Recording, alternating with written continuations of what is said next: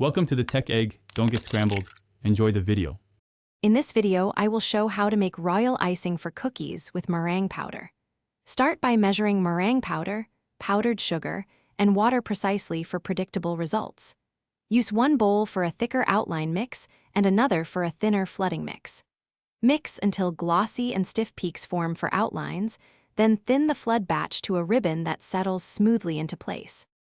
For best texture, dissolve meringue powder in water first so you avoid grainy spots.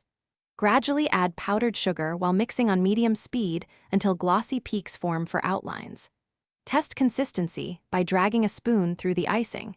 It should hold shape for outlines and thin to a ribbon for flooding. Add water a teaspoon at a time to avoid overthinning and to maintain control over. Color royal icing with gel colors to avoid changing consistency while achieving vibrant hues. Keep outline mixes thicker so they form barriers, and use thinner flood mixes to fill areas smoothly. Let colored icing sit a few minutes for bubbles to surface, then pop them with a toothpick for a flawless finish. Work in small batches to maintain consistent color and texture across multiple cookies without wastage. Thanks for watching. Consider subscribing if I helped unscramble your problems.